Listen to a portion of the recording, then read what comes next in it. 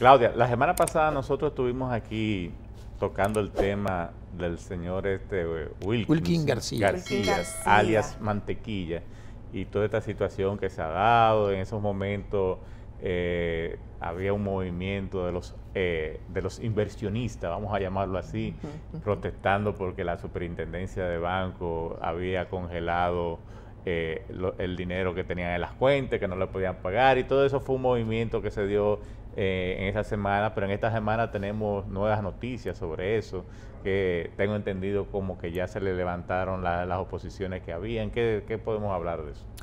Fíjate, Arnaldo, el tema de esta pirámide de 3.14 inversiones. Sí. El PIN. Worldwide, sí. 3.1416. Entonces, mira, no es nada nuevo, muy lamentablemente, no solamente para República Dominicana, sino a nivel de todos los países, inclusive de Estados Unidos. Estos esquemas piramidales, tipo Ponzi, Andrés menciona Madoff también, que ha sido hasta ahora uno de los más grandes esquemas Ponzi que ha tenido el mundo.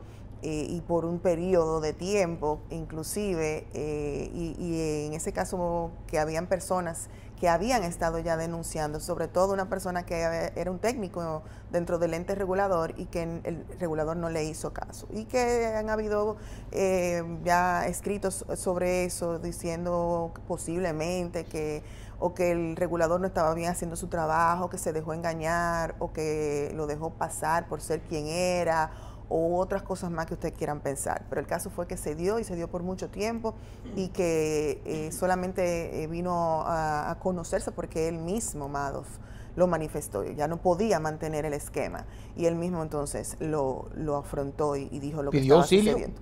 ¿Pidió auxilio? Sí, pidió auxilio y dijo lo que iba a suceder. Justamente el año pasado muere en cárcel porque le dieron no sé cuántos años de vida. Todos 2 años. Y entonces el caso de Wilkin García, mira, cuando yo lo vi que salió ya, ¿verdad?, a relucir en redes sociales y demás, lo primero que yo escribí es que esta persona tiene un deseo de ser un David Murcia. David Murcia es aquel personaje en Colombia que creó un gran esquema piramidal, tipo Ponzi también, DMG, que son las siglas de su nombre, y que inclusive no solamente se quedó en Colombia, sino que traspasó a nivel a Panamá, que era donde estaban sus reales riquezas, en Panamá. Hizo un movimiento de personas en las comunidades, sobre todo pobres, donde él les decía que iban a tener libertad financiera, un poco diferente al esquema de Mantequilla, porque el de DMG habían entre comillas productos que se vendían, ¿verdad? Tipo como Avon, que puedes vender cosas, pero no era nada, no venía nada, pero se movía mucho dinero por detrás, y al final él terminó en prisión, fue extraditado de los Estados Unidos, condenado por lavado de activos. Se decía que estaba también lavando dinero al narcotráfico. Luego fue repatriado a Colombia, donde actualmente sigue cumpliendo unos 22 años de cárceles, pero tiene mucha gente todavía que le sigue y que quieren que él... Hay toda una campaña para que lo saquen de la prisión y lo ven para que siga como un mesías, como un salvador. Entonces, yo hago todo eso y hablo sobre esos términos, y son las mismas cosas que vemos en Mantequilla, en Wilkin García. Entonces, yo no creo que él quiera ser un Einstein más que un David Murcia García, en donde él se ve como un líder de la comunidad. Él no conoce a David Murcia. No sé si no lo conoce, pero él ha estudiado perfiles, porque cuando tú lo ves hablar, él tiene un deseo de ser un líder de comunidad, de personas, tiene una combinación de pastor, de parte social, de coach también, o más que coach, para proteger a esa comunidad que tiene sus conocimientos fundados. Quiere ser como un mentor, pero sabe que eso como de motivacional. Pero él sabe que eso se va a caer, él sabe que se va a caer. Claro, por eso es que él habla de las motivaciones más que todo. Para que sigan. Y de liberarte y de qué hacer las cosas. Sí, eso es libertad financiera. Entonces, cuando eso lo encauzamos por las vías correctas, eso tiene un resultado muy bueno. El problema es que lo ha encauzado por vías incorrectas. Yo voy a pensar que él es un instrumento de alguien que lo está utilizando, a él, a su hermano, que son los que están en el negocio, por lo menos los que están dando la cara, ¿verdad?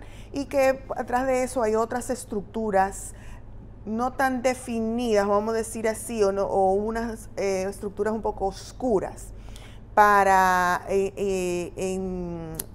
implementarse en esa comunidad y luego salir a otras comunidades que también tienen vacíos, porque eso sí que decirlo, tienen muchos vacíos y brechas que no han sido llenadas por el propio Estado y por la misma sector privado. Entonces entran estas figuras y las personas ven como que, por aquí yo puedo lograr algo, por aquí yo puedo tener algún tipo de riqueza y demás.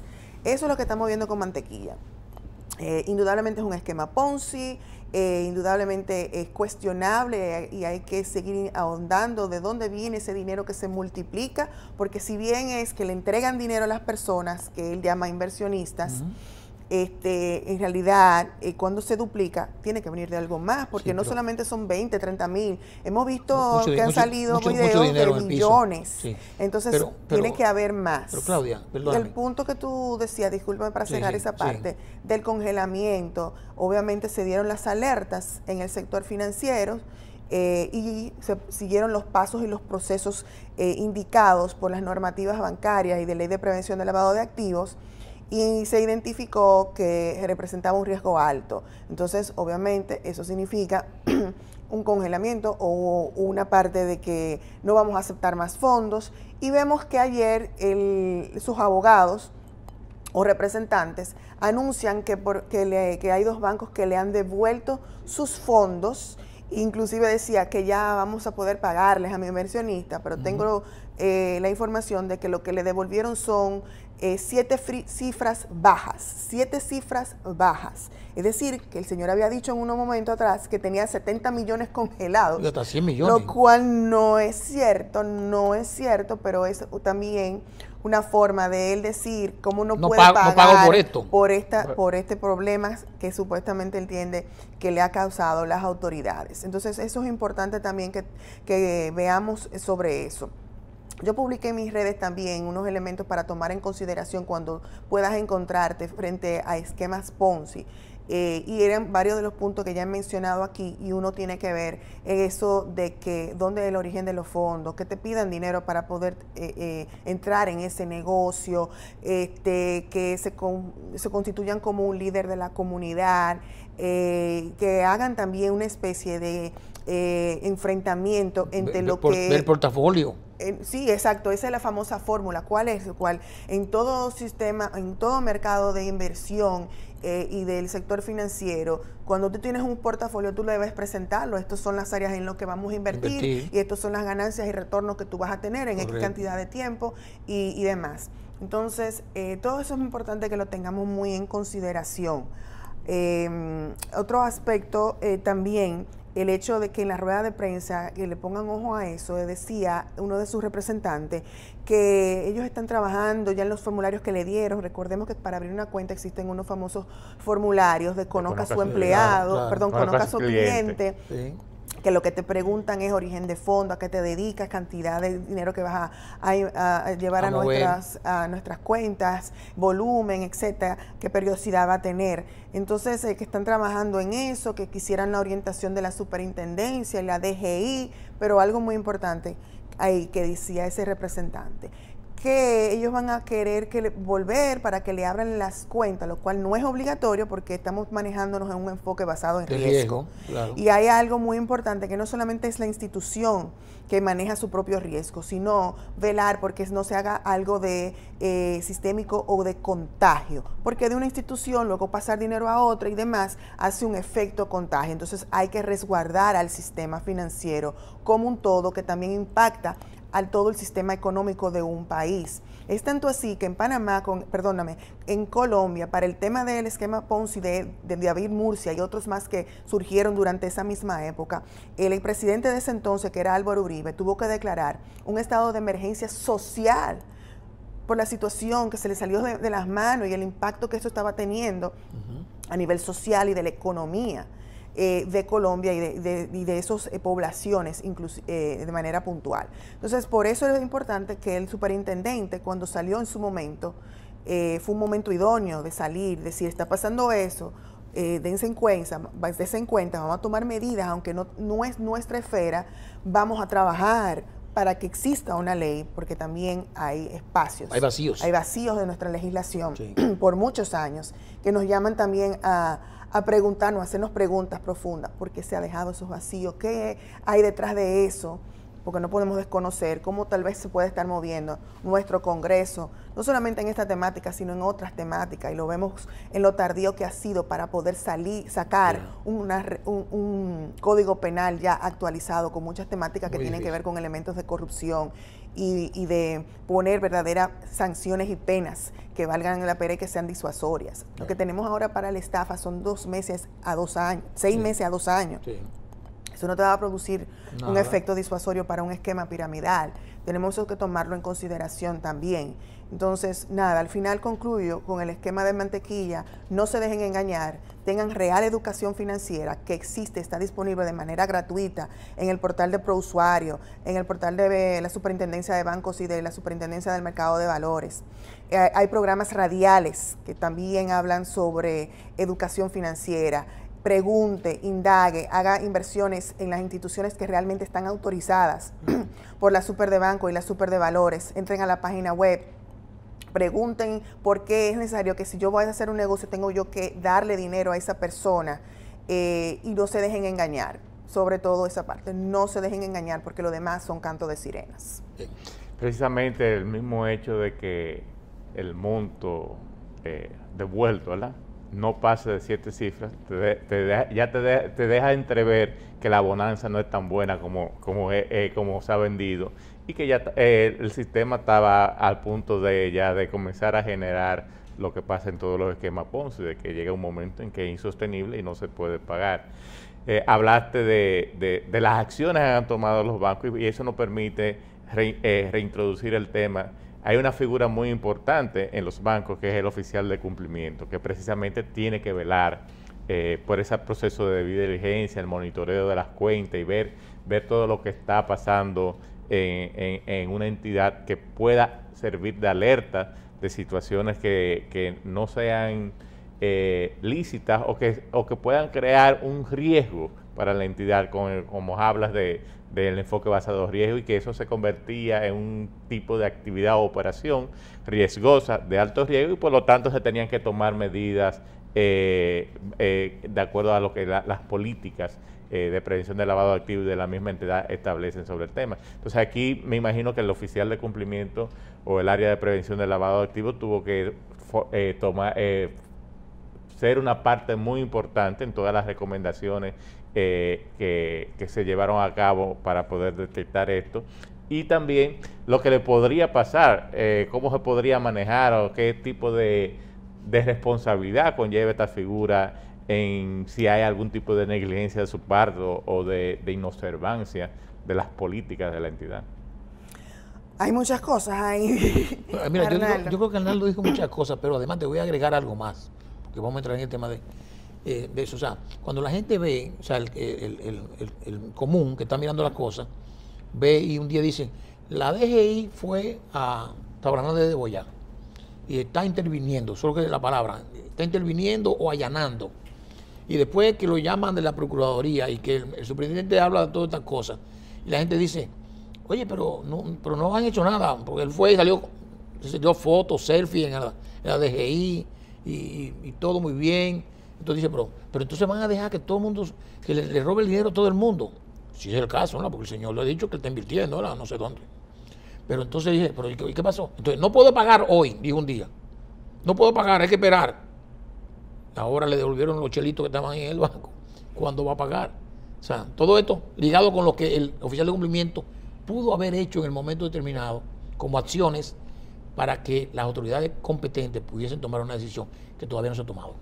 Claro, eso todavía está bajo investigación, ese caso de Mantequilla y su estructura y demás. Entonces, hay que esperar todo el proceso que va a llegar la Fiscalía sobre eso en su departamento de investigación financiera que tienen de delitos financieros, que hay que decirlo que no es de ahora, se constituyó unos años atrás inclusive con un apoyo muy importante de Luis Armando Asunción, de la Embajada de los Estados Unidos. Y también la Superintendencia de Banco. Sí, y entonces que ha tenido un resurgimiento ahora, ha venido trabajando mucho las autoridades de la Superintendencia de Banco actuales para poder darle el apoyo necesario, sobre todo mucha educación de lo que son los delitos financieros, que creo que también es importante y que nos falta mucho, no solamente a nivel del Ministerio Público, sino también a nivel de la Judicatura. Sí. Nos falta mucho para tener las sentencias que queremos, con esos resultados que queremos. Mira, que eso no son los montos que él tiene. En la estructura Ponzi hay una parte de lo que invierte y una parte de lo que tú devuelves y una parte con lo que él se queda. Entonces yo creo que es una parte de lo que él se quedó, que no es lo que se invierte. ¿Por qué? Porque él habla mucho de que él no solamente, ellos aceptan solamente efectivo. Vengan aquí de manera presencial y es solamente efectivo. Y a veces sin recibo, inclusive. Es otra cosa también, o sea, usted no tiene ningún respaldo para después reclamar, porque lo que le están dando es un recibito genérico de que venden en cualquier papelería y no tiene membrete, no tiene nada, y no tiene una constancia detrás y no tiene una garantía como tiene el sistema financiero de ese fondo de garantía, ¿verdad? Claro, correcto. Que puede responder por usted cuando hay alguna situación. Entonces, vemos todos esos elementos que se están manejando ahí. Entonces, la investigación está todavía en su proceso. Vemos actores a nivel ya como la DGI y otros que tienen que también hacer su rol de forma administrativa, lo que le toca en la DGI, si hay una posible evasión fiscal, cómo estás constituido, si estás declarando la actividad económica que realmente es la que estás haciendo, y conjuntamente recordemos que con lo que es la unidad antilavado que ellos tienen para el sector no financiero, aunque Mantequilla no es un sujeto obligado, porque él o sus asesores han sido, no voy a decir que sabio, pero han sabido cómo bailar entre regulaciones para no tener a ningún regulador que le ponga los ojos fijos, porque no es ni una inmobiliaria, ni es dealer de vehículos, ni es una constructora, ni es entidad del sector bancario, no es tampoco un contador o de estos profesionales independientes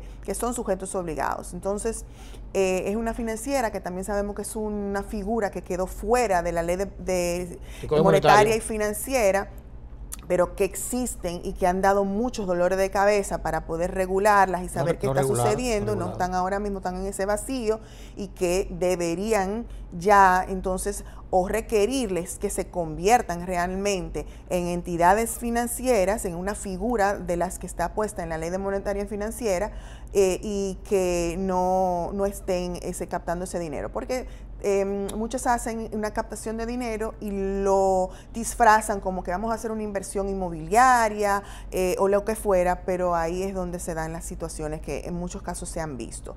Entonces, cerrando esa parte y entrando con lo de Arnaldo, con lo que es la gestión de riesgo y la figura del oficial de cumplimiento.